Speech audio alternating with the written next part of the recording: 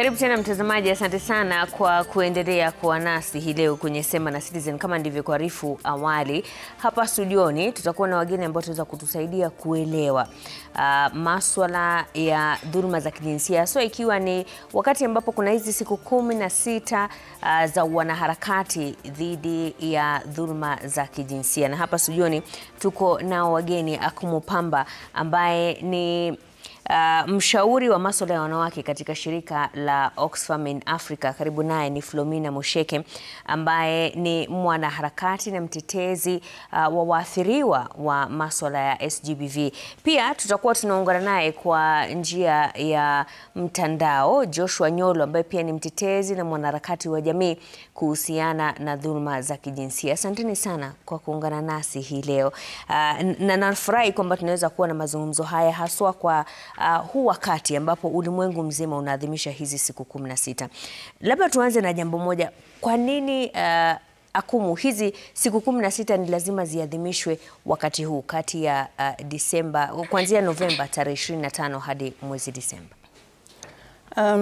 Ni muhimu kuadhimisha siku 16 za GBV kutoka Novemba 25 hadi Disemba 10, kwa sababu kila siku imetengwa watu waweze kuangalia masuala tofauti. Kwa sababu tukiangalia swala la GBV sio swala moja peke yake. Ni swala ambalo linahusisha mambo mengi.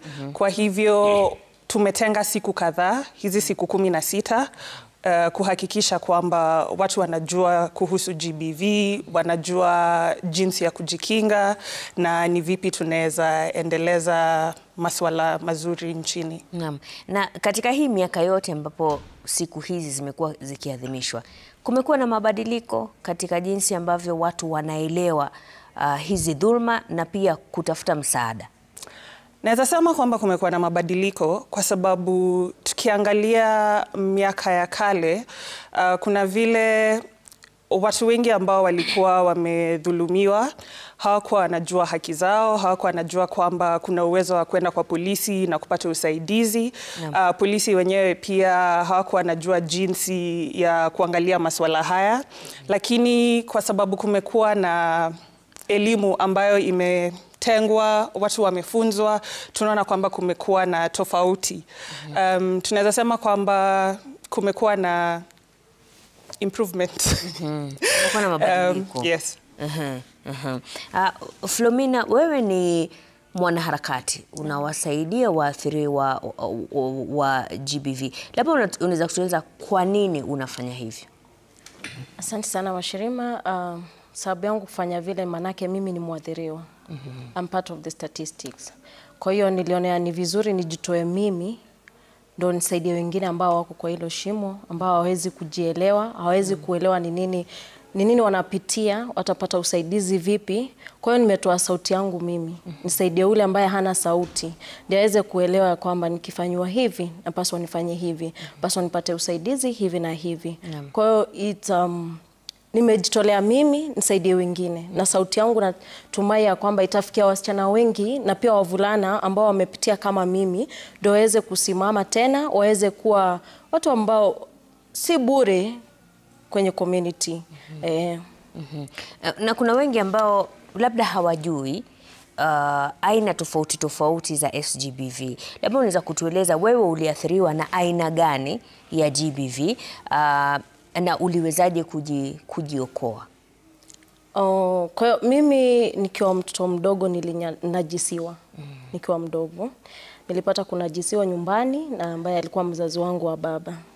Kwa hiyo huo wakati sikupata msaada, manake hivi kidogo nikawa watu wako wanaelewa what they're supposed to do, ama vile ambao wanapaswa wahudumie mtu ambaye amenajisiwa. Mara mingi sana kwa community ilikuwa fiche, wanaficha hivyo, mambo yasijulikane, ni kuaibisha familia, mambo kama hayo. Kwa hiyo si kupata usaidizi nikiwa mdogo, nimekuja kupata usaidizi nikiwa mtu mzima, ambapo nilipata kwenda shuleni, nikapata kuelewa mambo kuhusu kunajisiwa, vile ambavyo unapaswa kufanya ukinajisiwa, unapaswa kusema wapi, kushtaki wapi kwa polisi, hivyo. Kwa hiyo mimi si kupata usaidizi nikiwa mdogo, nimepata usaidizi nikiwa mtu mzima, nikiwa kwenye ndoa actually. Yeah. So ni muhimu sana wakati mambo kama haya yanatendeka kwenye maybe maboma yetu sana, ni vyema tufanye kuyaongea wazi ndio wengine wapate kusaidika. Naam. Yeah. Akumu, kuna aina gani zingine za GBV haswa zile ambazo zinaibuka sasa hivi? Maana nimeona mazungumzo mengi kuhusiana na GBV ambayo inachochewa na teknolojia. Labda unaweza kutueleza aina za GBV na ueleze zaidi hii GBV ambayo inachochewa na teknolojia ni gani? Kuna aina kadhaa za GBV. Kuna GBV ya kihela, ile ambayo watu tunaita like financial gender-based violence. Ni mahali ambapo mtu hana uwezo wa kihela, kwa hivyo kuna mtu mwingine ambaye anamtegemea na huyo mtu anaamua ni nini anaweza fanya saa ngapi, vitu kama hivyo. Tuko na GBV ambayo tunaona ikitendeka saa zile katika familia, katika ndoa, ama tu kwa maeneo ambayo tunaishi, ambayo unaona wake na ama wanaume wanashinda wakipigana. Saa hiyo tunaangalia, tunasema ni physical manifestation ya gender-based violence. Tuko na mingine ambayo yanaathiri hali yako ya your mental state, kisaikolojia yanakuathiri hivyo, pale ambapo mtu anashinda akikuambia maneno ambayo hayakufanyi usikie vizuri. Na tuko na GBV ambayo inajitokeza saizi ya kiteknolojia, ambayo tunaona kwamba kumekuwa na maongezeko ya watu ambao information yao inashinda ikisambazwa mtandaoni. Unapata kwamba siku moja umelala, unaamka, kila mtu anajua unaishi wapi, unakaa wapi, unakaaje, mambo yote juu yako. Ama ulikosana na mpenzi wako na alikuwa na picha zako za kisiri, alafu anaenda anaziweka mtandaoni. Ama saa zile unapata kwamba umeweka video ama picha fulani kwa mtandao wote, Instagram, X, TikTok, alafu unapata watu wanaanza kutuma comments ambazo si nzuri. Unapata labda watu wanakutusi, labda watu wanaongea vibaya kukuhusu, vitu kama hivyo. Na SGBV ambayo inaendelezwa na teknolojia pia, ni mfano mwingine ni tuko na watu ambao huwa wana advertise kazi kwenye mitandao, alafu unapata kwamba hakuna clearance yote ambayo imefanywa. Sasa hujui kama hiyo kazi ni ukweli ama si ukweli, umeiona tu hapo, alafu unajipata umetuma application yako, unaenda na inatokea kwamba sio kile ambacho kilikuwa kimetangazwa hapo. So kuna mambo kama hayo ambayo yanaendelezwa saizi, na kwa sababu ya matumizi ya mitandao kuna vile regulation imekuwa ngumu kiasi. Mtazamaji, tulikuwa tumekuuliza je, ni aina gani ya GBV ambayo umekumbana nayo ama inatokea sana katika maeneo unayoishi, na waathiriwa wanasaidika kwa njia gani? Nambari ya rafa ni 22422 au kupitia mtandao wa kijamii ukitumia alama ya reli sema na Citizen. Wasiliana nasi, na kama una swali pia unaweza kuliuliza ili tuweze kulishughulikia hapa studioni. Flomina, nitakuuliza hilo swali manake Akumu ametaja hizo aina mbalimbali. Labda kwa wale ambao unawasaidia, ni aina gani za SGBV ambazo zinajitokeza zaidi kwa wale ambao wanakuja kwako, wanataka kupatiwa mwelekeo ya jinsi ya kusaidika? Sana wale ambao nashughulikia ni watoto wadogo ambao ni vijana, watoto wenye wako shuleni, na aina nyingi sana huwa ni kunajisiwa. Wale ambao mimi nimetilia manani ni wale watoto ambao wamenajisiwa, aidha wao ni wavulana ama wao wasichana. Kwa hiyo ndio natembea nao safari nikiwasaidia kujikubali kwanza. Na sana sana unapata pia kina mama ambaye hana kazi, yupo tu nyumbani, kazi yake ni vile wanavyosema housewife full time. Umpata ule mama anapata kudhuruma kadhaa sana, kama vile kisaikolojia, very key. Unapata huyo mama anapigwa, unapata ule mama pia saa zingine umpata najisiwa tu nako kwake, unaelewa. Sana sana ni watoto kwangu. Huwa nasimamia wale watoto ambao wamenajisiwa ama kumekuwa na ile anahisi ya kwamba kuna jambo ambalo linaendelea kwao nyumbani litaweza sababisha kunajisiwa. So si rahisi, manake poverty is the leading cause ya hayo mambo yote. Unapata kwa boma hawajiwezi. Kwa hiyo mtoto atakuwa maybe anaenda kwa jirani ama shangazi zake hivyo wajomba. Kwa hiyo moment ya kutafuta usaidizi, wapata wakati ndio watoto wanajisiwa. Mpata pia nyumbani tuna wazazi wanapaswa kutulinda, wanapaswa kutuelekeza, kutupea mwelekeo na mambo kama hayo mazuri, but tunapata saizi dunia imebadilika. Hao wazazi ndio wanajisi watoto. Mpata ya kwamba msichana amekuwa kinajisiwa na babake kwa muda mrefu. Mama yake hajapata kumsaidia, community hajapata kumsaidia. Kwa hiyo poverty nasema ni reading kwa wanawake, ni ukosefu wa kazi na ukosefu pia wa information. Mtu yuko pale kwenye ndoa but hana information ya kutosha. Hajui niende wapi, mfanye nini, hana kazi, pengine hata hakusoma. Kwa hiyo bwana yake amesoma, yeye hajasoma. Mpata ule kazi yake kila siku akihitaji kitu chochote ni nipe. Kwa ile muda wa kunipe ndio unapata anadhurumiwa kisaikolojia, kimwili, kupigwa, kunajisiwa. Hata ikawa ni bwana wako, but if I don't want it, staki. Kwa hiyo unapaswa uheshimu my decision. So imekuwa ngumu, na tunatumia kwamba kuongea kwa namna ya kuongea na advocacy tutasaidia watoto wetu, na pia kina mama sana, na saizi pia wanaume wanapigwa sana. Wanapigwa sana, wanapitia kwa hizo ndoa. So tunaomba ya kwamba tukiongea pia tuelewane sisi kama wana vijiji, tuweze kusaidiana sisi wenyewe kwa wenyewe, na pia tupate kupeana information na tuweze kusaidia kina mama.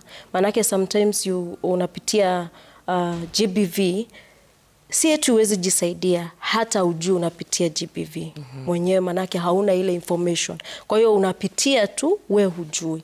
Utasikia mahali pengine maybe uongee kwa TV ndio nisema kumbe chenye napitia ni GBV. So people are not aware. Akumu, kuna uhusiano gani kati ya viwango vya uchumi kuwa chini na dhulma za kijinsia? Maanake hivi majuzi Oxfam imetoa ripoti ile ambayo ilikuwa inaonyesha masuala ya usawa na pamoja na umaskini. Labda unaweza kutueleza kuna uhusiano gani? Ni kwamba GBV inatokea zaidi kwa maskini? Ni kwamba wale ambao wanaishi vizuri hawapitii GBV? Jambo moja la muhimu ni kwamba GBV haichagui. Hatuwezi sema kwamba GBV inaathiri sana watu maskini kuliko watu tajiri, lakini tukiangalia effects, wale ambao ni maskini tunaweza sema wanapitia sana kuliko wale ambao ni matajiri. Ukweli ni kwamba wakati ambapo wewe ni maskini kuna mambo mengi ambayo huwezi kuafford. Unataka kwenda hospitali, unataka kwenda shuleni, vyakula pia vimekuwa bei ghali sana. Ni kuchagua utafanya nini na utaacha nini. Naweza sema hiyo ndio tofauti kati ya watu tajiri na watu maskini. Kwa sababu ukipata kwamba mwanamke ambaye ni maskini ameathiriwa na GBV, akona hitaji ya kwenda kwa hospitali, anataka kwenda kwa polisi kuripoti mambo kama hayo, lakini uko nyumbani, uko na watoto hawajakula, watoto hawajaenda shuleni, utafikiria kwenda hospitali kwanza ama utafikiria watoto wako wale na waende shuleni. So ukiangalia mambo kama hayo, unaona kwamba wale ambao ni maskini wanaathiriwa sana kuliko wale ambao ni tajiri. Kwa sababu matajiri tunasema aje kwa Kiingereza, they have options. Lakini bado kusema hivyo si ati kusema GBV inaathiri maskini peke yake, kwa sababu haichagui. Mtu yoyote, ukiwa tajiri, ukiwa maskini, unaweza athiriwa na GBV. Unaweza kuwa unaathiriwa vile Philomena alivyosema na hujui kwamba unaathiriwa. Kwa sababu kuna wale watu, kama unaishi na mtu ambaye anashinda akikutetesha, anakuongelesha kwa jinsi ambayo inakufanya unahisi vibaya kisaikolojia, ukifikiria unaweza jiambia ni mtu mbaya tu, lakini hajanipiga.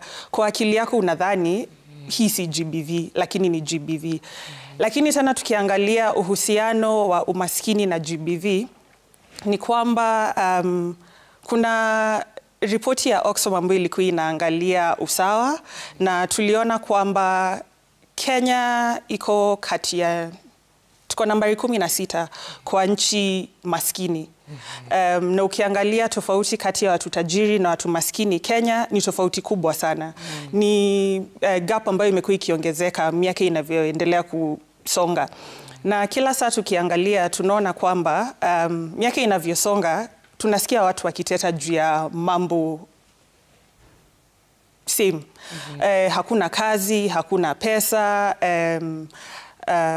hospitali hazifanyi, vitu kama hizo. So ukiangalia mtu ambaye ni maskini, hauna pesa, na sana sana tuseme labda we ni housewife, unaishi nyumbani na bwanako. Bwanako ndio mtu ambaye analeta pesa nyumbani.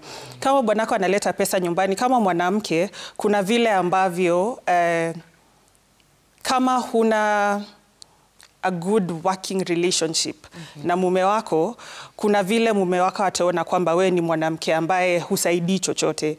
Kwa hivyo, kwa sababu unategemea huyu mtu, hakuna jambo lolote lenye unaweza fanya bila huyu mtu kukupa the go ahead. Sasa unaona kwamba umaskini unavyoendelea, ndio unaona watu nyumbani hali zinaendelea kuwa ngumu, hawana access to hospitali, hawana access to kwenda shuleni. Na Philomena alivyosema, hakuwa anajua kwamba alinajisiwa mpaka alivyokuja akakuwa mtu mkubwa.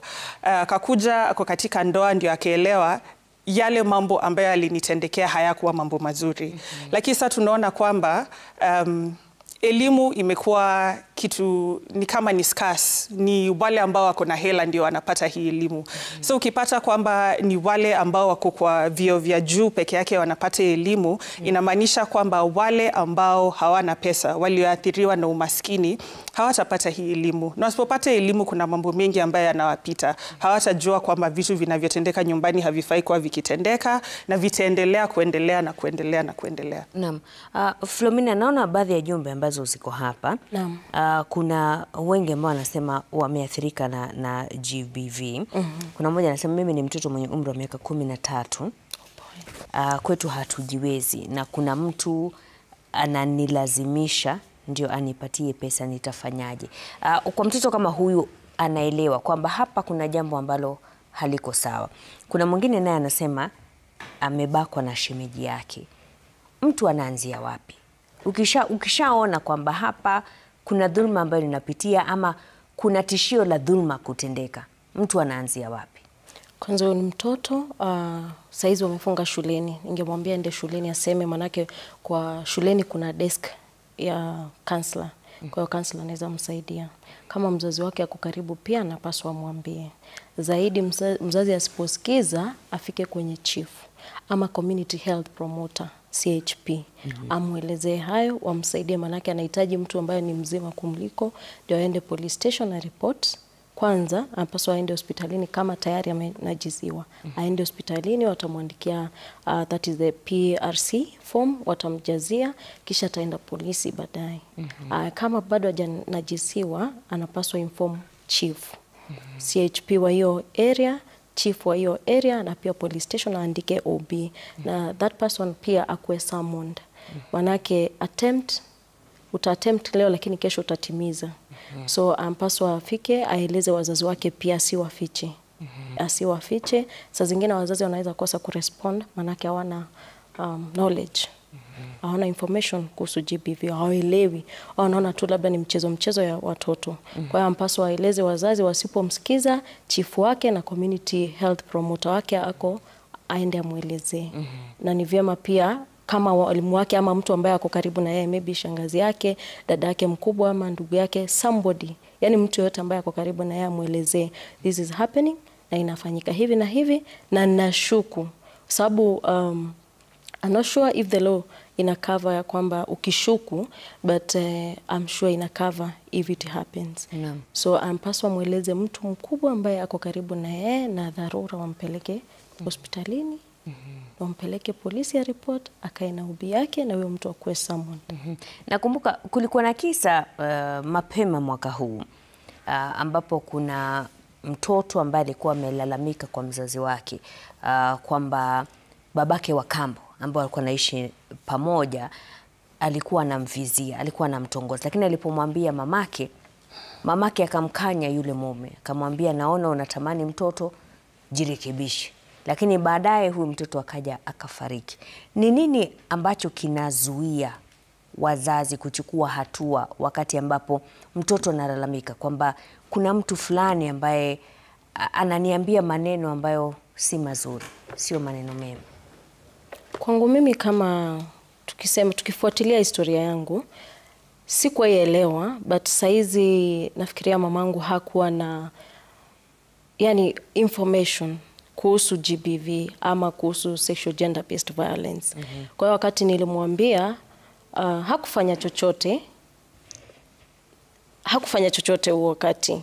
Yeye alishtuka kwanza kwamba ni babangu, kisha hiyo story kaisha hivyo, hakuna mtu aliongea tena. Na wazazi wengi sana sana kina mama wanaogopa ndoa yake itaisha, akitoka kwa hiyo ndoa labda hana maisha mazuri zaidi, atapata maisha mazuri. Anauoga pia, haamini mtoto wake pia. Kuna hiyo shida katikati ya wazazi na watoto ya kwamba mzazi hajakaa na mtoto wake kwa muda, kwa hiyo amuelewi. Kwa mara mingi unapata kina mama wanafikiria labda unataka kuharibu ndoa yangu, ni vile usi babako, pia nikitoka hapa maisha yangu yatakuaje, au watoto wengine nitawaleaje. Kwa hiyo ni mambo mengi. Lakini cha mno sana ni wazazi, tafadhali sikizeni watoto wenu. Manake mimi nakumbuka nikiuliza mpaka shangazi yangu, nikamuuliza kina baba wanapaswa walale na watoto wao? Nikaenda shuleni nikauliza hilo swali na nikapigwa vibaya sana shuleni. Nipigwa manake mwalimu alikuwa mtoto ana tabia mbaya. Mtoto ana tabia mbaya. Unauliza watoto wenzako swali gani? So wazazi wasikize na wawe marafiki kwa watoto wao. Jaribu kuongelesha mtoto wako bila kumpigia kelele, bila kumpiga. Umpe hiyo nafasi ya jiongee na umsikize na ufuatilize vizuri. Fanya research yako vizuri. Utapata sana sana huyu mtoto aliongea mara mingi, but pia mamake pia labda hakuwa na information. Hakujua sawa ameniambia hivi, mimi napaswa nifanye nini kama mzazi? Labda hakujua. Akumu, hili swala la wazazi kutosema ama kujaribu kusuluhisha haya mambo nje ya koti ama nje ya asasi za sheria linachangia vipi vita dhidi ya GBV? Naweza sema kwamba wazazi kuamua kuficha mambo haya wanaendeleza GBV, kwa sababu wazazi wengi watakwambia kwamba walifanya hivyo kuficha aibu, kwa sababu hawataki watu wengine katika eneo lao wawaone tofauti. Hawataki watu wadhani kwamba kama umenajisiwa na babako, hakuna mtu anataka, hakuna mama anaweza kuwa anataka watu washindwe huu ni mwanamume mgani uliamua kuoa. Na pia tukiangalia wanawake wengi ambao wanaamua kwamba hawatafuatilia mambo haya, tunapata sana sana ni wanawake ambao hawajiwezi. Kwa sababu ukiamua kwamba unafuatilia, unaenda kwa polisi kuripoti huyu mtu, labda huyu mtu ndio ambaye analeta pesa nyumbani. Ukishaamua kwamba unampeleka kwa polisi, nani atalisha watoto? Utaendelea je na maisha yako? Kuna wengi ambao wanafikiria hivyo. Lakini tukifikiria hivyo tunaona kwamba tunazidi kuendeleza GBV, hatusaidii mtu yoyote. Kwa sababu tukisema tunaangalia mambo haya kwetu kwa kwetu peke yake, inamaanisha kwamba naweza acha kuna jisi huyu, lakini naweza endea mwingine. Inamaanisha kwamba kwa sababu huyu mtu sheria haijadeal na yeye, kuna a very big possibility that jambo ambalo alifanya atarudia tena. Sa kama hatutapeleka watu hao mbele to make sure kwamba polisi wa deal nao. Tutakuwa tu tunaendeleza GBV, hatusaidii watoto wetu, hatusaidii akina mama, kwa sababu hata ukiwa mama na umekaa kwa nyumba na unajua hizi ndio tabia za huyu mwanaume ambaye uko naye, hata wewe you're not at peace, kwa sababu unaogopa, hujui itatendeka lini tena, hujui nini itatendeka hili jambo likifanyika tena. Alinajisi mtoto wako, akiona kwamba kuna jisi hakutoshi, alafu amue anaua mtoto wako, utafanya nini? Na bila shaka mtazamaji, nambari ya rafa ni 22422 au kupitia mitandao ya kijamii ukitumia alama ya reli sema na Citizen. Je, umekumbana na aina gani ya GBV, ima iwe wewe mwenyewe ama katika mtaa unaoishi, na ni vipi ambavyo waathiriwa wamesaidika? Nambari ya rafa ni 22422 au kupitia mitandao ya kijamii ukitumia alama ya reli sema na Citizen. Wasiliana nasi. Naona jumbe ni nyingi tu, kuna maswali mengi tu yanayoulizwa na tutayashughulikia hivi punde tutakaporejea baada ya mapumziko. Usiondoke hapo.